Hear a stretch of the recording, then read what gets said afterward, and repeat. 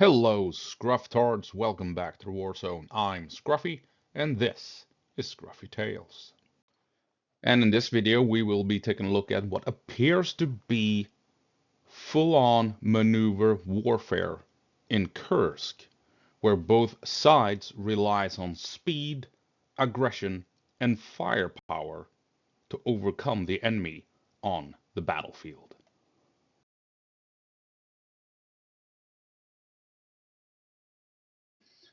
But first off, I have to highlight this, a CV-90, the Swedish infantry fighting vehicle, considered the best infantry fighting vehicle in the world, has been spotted in Kursk, here parked in front of what appears to be a train station or something similar. I have noticed that train stations often have blue roofs when you look at satellite images. So I'm guessing that this is something like that. And Swedish vehicles, the CV-90, are taking the fight to Russia within Russia itself.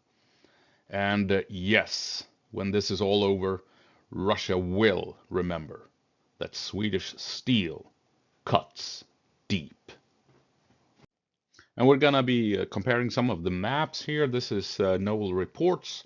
Here you have, sorry, the Ukrainian incursion towards Glushkovo. Noel Reports has expanded Ukrainian control, going beyond Veseloya, the town here in the center.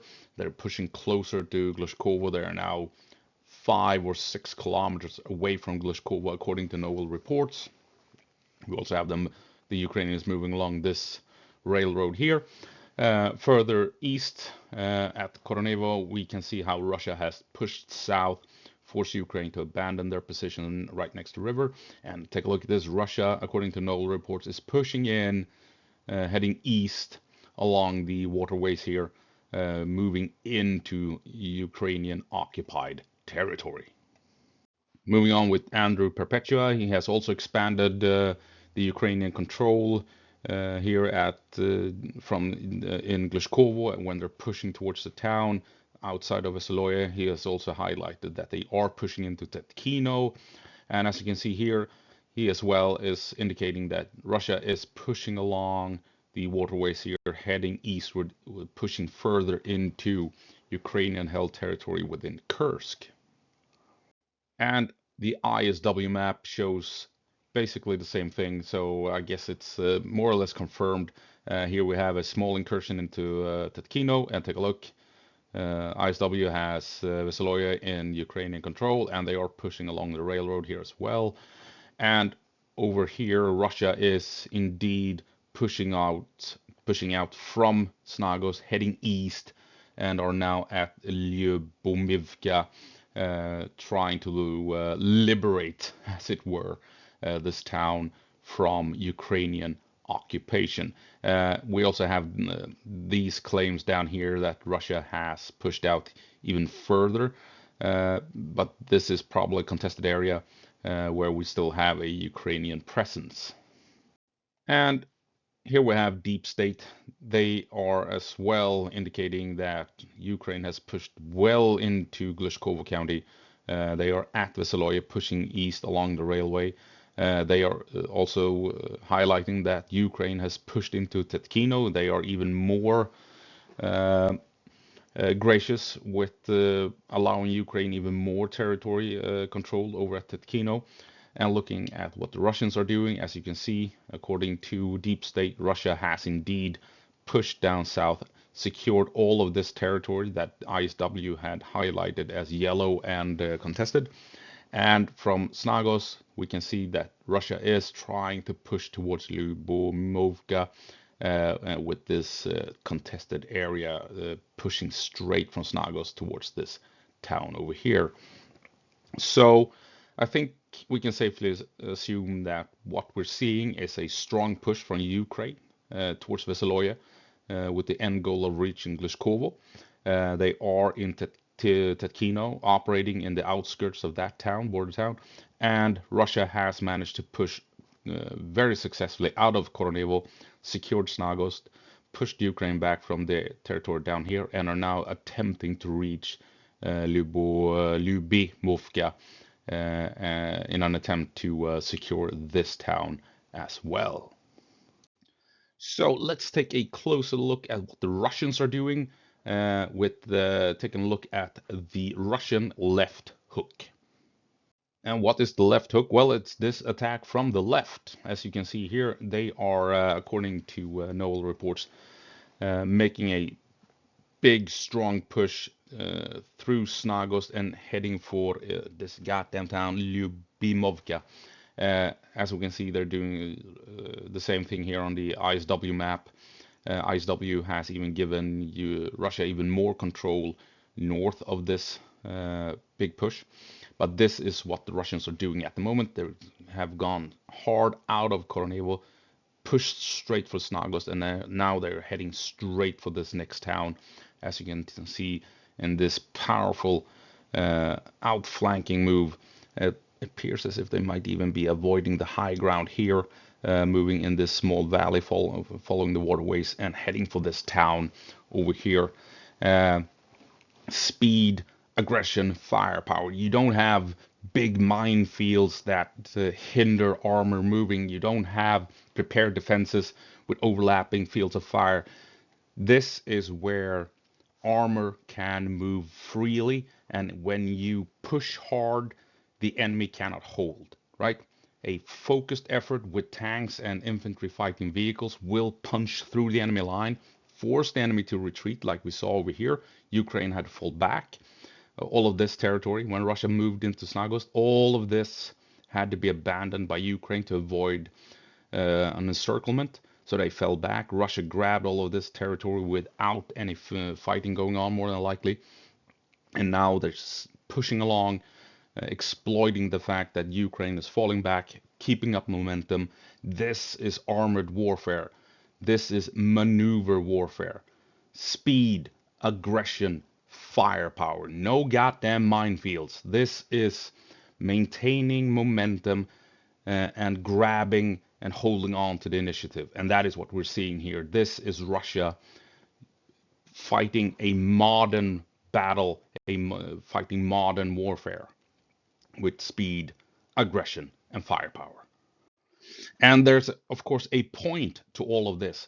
As we can see here, Russia has moved along this highway towards Snagost, took the Ukrainians by surprise. They're now following the highway towards Lyubimovka and trying to grab this town as well. And what is the point of all of this? Well, the point is Novo-Ivanovka and this crossroad here, the intersection here, because this is the supply line leading north to Ukrainian forces. This is where Ukraine can bring in reinforcements, ammunition, supplies, and this is where they can bring out wounded and what have you.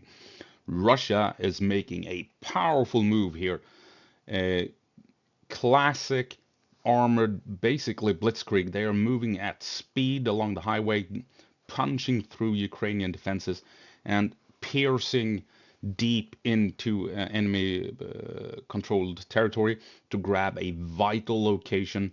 And if Russia pulls this off, they are in an excellent position to outmaneuver this entire area here, which will force the Ukrainian to make a decision: stay and fight, or like they did over here at the river, fall back and consolidate and avoid getting butchered as they are encircled. Just to highlight, this is what's going on. Russia has pushed down here. They're moving over here, trying to secure this town. And if they can push on to that vital intersection, the crossroads, they could potentially even begin maneuvers in the north. And then it's this entire area that Ukraine has to decide: is it worth holding on, or will we fall back to avoid an encirclement and have this entire area bombed to bits by the Russian Air Force and Russian artillery? So as you can see, the Russians, they know what they're doing. This is maneuver warfare.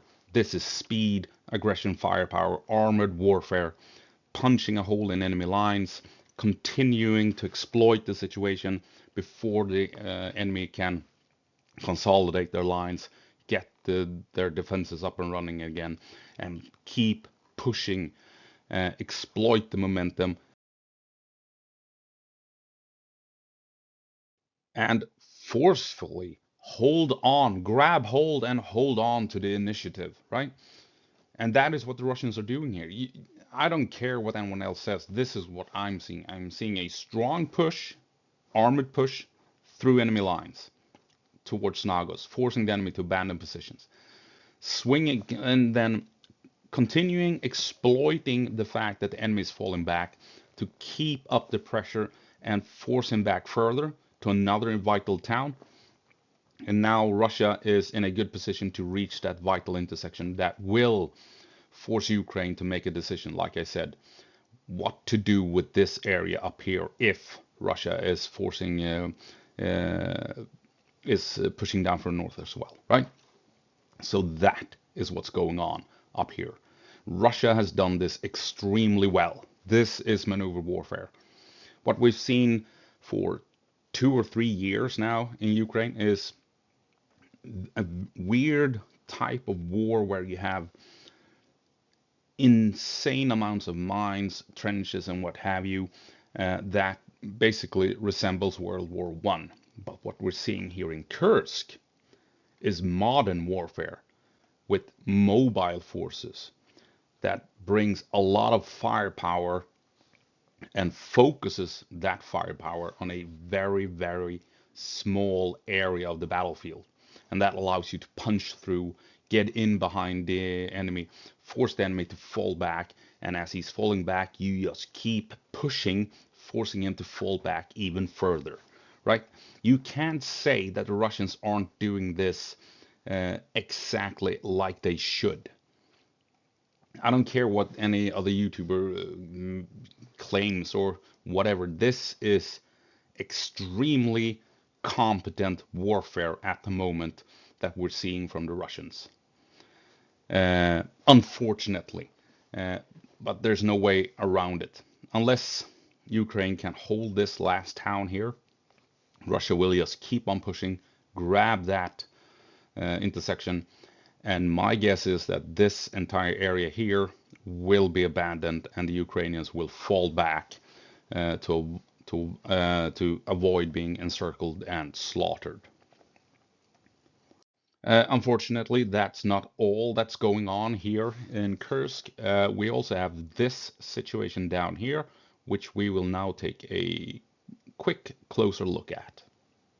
And if the other move was the left hook, then this is the right jab. And it's a powerful jab at that. Here we have the map that Ukraine officially released on the 20th of August, I think it was, how far they had expanded into Kursk. And well, this is where we're at today. And if we compare it, it is quite a lot of territory that Ukraine has lost in these past couple of weeks. And Russia is still moving, as you can see here. The red here is recent confirmed Russian advances. The yellow is claimed Russian advances. But no matter how you spin it, Russia is pushing in from the east, moving westward towards Glovo. And they're doing it quite effectively at that. And they are almost, as you can see, outside of Sudzha at this point. So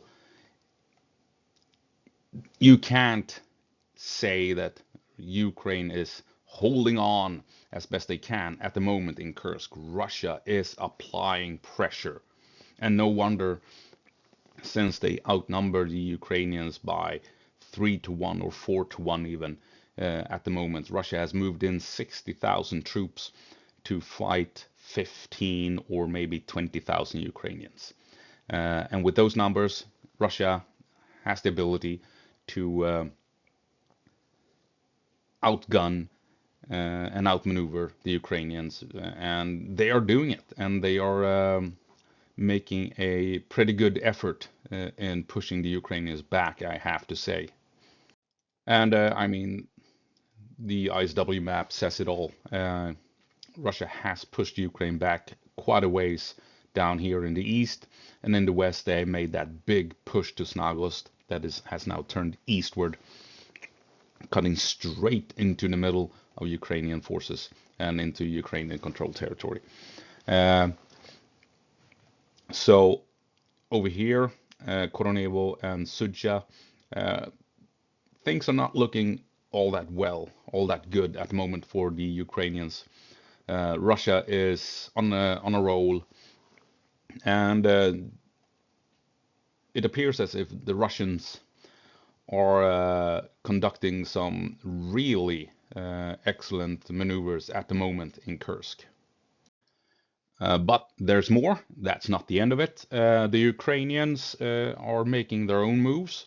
The Ukrainians are themselves relying on speed, aggression, and firepower as they are conducting the Glushkovo Blitz. And it is, of course, this incursion here west of Snagost, and Ukraine moved in across the border at an undefended location, pushed through the Dragon Teeth, pushed through some minefields, reached a highway, and has now moved up to a village of I forgot their name, which is in they have now under control, and they have also followed a railway eastward and are expanding their control within Glushkovo County. And here we have Glushkovo, the capital of the county itself, and Ukraine is moving straight for it. And like we pointed out earlier, they have also made a move here towards the border town of Tetkino. And I mean, this push took the Russians completely by surprise, took everyone by surprise. And they are now, Vesoloye was the name of the town. They've moved straight north to Vesoloye, and they are now roughly 5 to 7 kilometers from Glushkovo itself. And as you can see here, there's a country highway leading from Vesoloye all the way to Glushkovo. And Ukraine is in a excellent position to push along this highway at speed to try and reach Glushkovo. They may run into trouble if the Russians have put troops in these fortified positions. So it's a bit of a race against time here. Will Russia reinforce this defensive line before the Ukrainians can push out? Or can Ukraine secure this area before Russia has time to fortify it? And here we have the ISW map. Here we have Deep State. The previous two maps was Andrew Perpetua and Noel Reports. And you can see they are basically all showing the same thing. Deep State has not put Vesoloye within Ukrainian control, but the other mappers have. So I think it's safe to say that Vesoloye is in Ukrainian control. And Deep State confirms that Russia is moving, Ukraine is moving along the railway as well, heading eastward. So again, speed, aggression, firepower, an attack out of nowhere, hitting the enemy where they least expected. You move at speed, overwhelm the enemy positions, and as a consequence, you can grab a lot of territory in very short order. So again, maneuver warfare. And the two versions of armored warfare. Armor likes to do one of two things. Either attack the enemy where he is weakest to exploit the fact, get in behind the enemy, and basically make him shit his pants, right? Or strike him where he's strongest, kind of like what they did when they headed for Snagost, to remove the enemy's ability to effectively fight you and destroy those units, and then push on as the enemy is falling back and retreating. So you kind of have the two versions of an armored assault here. Russia attacked Snagost, a fortified position, punched through, forced the enemy to retreat. Ukraine did the other version, attacked the enemy where it was weakest to get in behind the enemy to cause havoc with the maneuver elements. So we are seeing maneuver warfare on full display here in Kursk. The problem is that Ukraine and Russia, they don't really rely on mission command. It's very top-down command structure where superior officers hand orders down to captains and lieutenants, and then things happen, instead of captains and lieutenants being allowed to make their own decisions on how to solve a combat situation, and then have a battalion supporting the actions and the initiative taken by a company, for let's say. But still fast moving, lots of initiative despite being a top down command structure, and yeah, it's moving at an incredible fast pace to what we've seen so far in this war. So, what are the Ukrainians after? Well, primarily they are heading straight for Glushkovo, would be my guess. They want this town. It's a good position to defend. And if they grab it, Russia has to address it. I think also that they will head west to secure these border towns so that they can bring in reinforcements, logistics, and what have you along this highway that leads from Ukraine to Vesoloye all the way to Glushkovo. This push east could potentially be an attempt by Ukraine to secure this stretch of land between the border and the river, allowing Ukraine to defend a narrow point. I mean, if there's no border, it's not that narrow, but you get the point. They might want to try and secure this strip of land here between the border and the river. There's also a third option, or second option, going west, or going east, sorry. And that is the fact that the railroad continues all the way over here, right outside Snagost. Ukraine could maybe intend to move along the railroad to come up behind the Russians and threaten Snagost from the west, maybe trapping the Russians pushing east with a move this way and reach the river from the west instead of coming in from the east. So quite interesting. Ukrainians, they have a lot of options moving in this way since they took the Russians by surprise and are now at Vesoloye. Pushing to Glushkovo, I think that will happen. I think they will also move it to the border to secure the logistics along this highway. And they may push along the railroad to come up behind Snagost, as it were. And just to highlight what I've been talking about, take a look at this line here. That's the railroad that the Ukrainians are pushing along. And take a look at this. It just continues going and ends up right next to Snagost. So if Ukraine is pushing along this way, this will be a big battle, I think, at Sadovoye, Glushkovo. Or is it Sadovoye, Tovarishest? I don't know. These towns over here anyway, and this large factory, whatever it is. This will be a big battle if the Ukrainians reach that far, because the Russians will try and prevent Ukraine in that case to push on in order to secure Snagost. So here is where we will see a big battle, is my guess. And here you have the highway leading from Vesoloye all the way up to Glushkovo. And so yeah, if Russia manages to get troops into those prepared defensive lines that they have built, Ukraine may struggle. So I'm guessing that they want to move fast as hell along the highway to secure a breach in that defensive line so that they can just pour troops through it and into Glushkovo itself. And just like Russia had that right jab, and that is causing trouble for Ukraine in the east, Ukraine is causing trouble for Russia in the west. Over here, here is the incursion towards Vesoloye and Glushkovo, and here you have the border town of Tetkino, and here is where Ukraine has pushed in as well. You can see here ISW map confirms that Ukraine has moved in.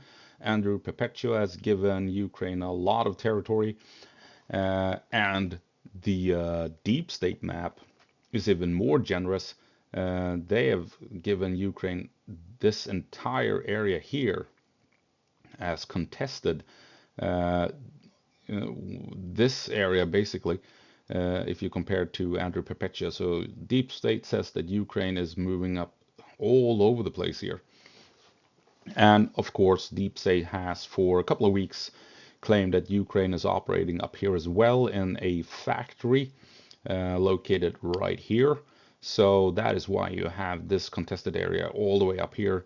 And you, like I said, Deep State has made that claim for weeks. So maybe we can trust Deep State. I don't know. That Ukraine actually is in control of this entire area here, or not in control, but they are operating in this area, causing significant trouble for the Russians in Tetkino. So predictions are really difficult in Kursk because you don't have these slow-moving front lines. Elsewhere, I've made tons of accurate predictions, sometimes weeks and even a month or two in advance of where Russia and Ukraine were heading. Because the front lines are moving slow and it's easy to spot where they want to go. If there's a important hill or a forest or wherever where they can find cover and how they're going to be moving and stuff like that. Maybe they want to move into a valley to avoid open fields and stuff like that. So it's kind of easy, relatively easy to predict frontline movements down in Ukraine. But here in Kursk, you don't have all those minefields. You don't have these set defensive positions. This is a wide open playing field, and like I said, it's maneuver warfare. Russia is pushing hard with their forces. Ukraine is doing the same. Things are very fluid, and if one side decides that they intend to grab the initiative and they send in their forces, things happen really fast. So it's hard to predict what's going to happen. But I'll try and I'm going to do my best to predict what will happen in Kursk. And well, it basically boils down to this. I think Russia will continue having success up here at Koronevo. I think they will continue have success here towards Guryevo. At the same time, I think Ukraine will have success pushing up towards Glushkovo. And I think this will be what sets the stage for the coming months and the eventual battles that will take place in 2025. I think Ukraine will hold on to territory in Kursk into 25. And what that will look like, I think that Ukraine will hold Glushkovo, and I think they will hold Sudzha and the surrounding area, and that Russia will push in and reclaim all of this territory here surrounding Sudzha, and then they will try and push into Glushkovo, but they will struggle to face a strong Ukrainian front line outside of Glushkovo here. And I think it will end up a bit like this. Ukraine will push into Glushkovo, they will they will occupy all of this territory here, and they will rely on the river here as a defensive obstacle to the north that will deny Russia any chance to push in from the north. That means Russia can only attack from the east, trying to push through this way, and Ukraine will set up massive amounts of defensive, maybe even dig trenches all over the place here, and Russia will struggle to push in this way to liberate Glushkovo County. So that is what I think Ukraine is after at the moment. This is good defendable territory, good defendable terrain, and they will make damn sure to grab it and hold on to it, and Russia will suffer greatly well into 2025 trying to push in to liberate Glushkovo.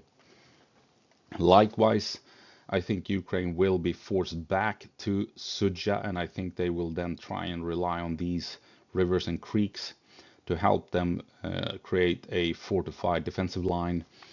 and Such itself will become a fortress, and Ukraine will try and hold on to this territory for as long as possible. Russia should have maybe better chances of pushing in to surround Suja than we may expect them to do here at Glushkovo. But still, I think Ukraine can hold this area here reasonably well. We have seen that as soon as there is a river and Ukraine defends a river, such as at Chasiv Yar or Vovchansk, for instance, Russia struggles to make headway across the river, and especially making headway through the city itself if there's a city like Suja on that river. And that is the situation we have here, as well as at Glushkovo. So I think this is what's going to happen in time, maybe this winter, maybe into 2025. We will see that Ukraine controls Glushkovo and Russia is trying to push in, and Ukraine is holding on to this territory, fortifying Suja, and Russia will try and move in on the flanks to isolate Suja. But these two battlefields will continue well into 2025, and so yeah, those are my predictions, and we'll see if I'm right or not. When this happens, when we get this far, we will not see any more maneuver warfare in Kursk. Then we're back to what we're seeing in Ukraine with static defensive lines and slow-moving front lines. So that's it. Yes, maneuver warfare, speed, aggression, firepower. I think that's what's going on. Of course, the Ukrainians are countering the Russians with the artillery, with drones and what have you, but they don't have the minefields or the trench lines and and stuff like that that will stop armored advances, right? So that's why we're seeing both Russia and Ukraine making these huge gains in short time, because armor can move freely in Kursk. I mean, agree or disagree, leave a comment. Maybe I've misinterpreted the entire situation. So just drop a comment and tell me I'm stupid. I don't mind. I think it's fascinating to see these two sides of this war, the extremely static war in Ukraine and this fluid war up in Russia. Really fascinating in a macabre way. Macabre? Yeah, you know the word. Um, anyway, so yeah, that's it. Hope you found it interesting. I hope I'll see you in the next one. And as always, go på marsch, Ukraine. Give them hell.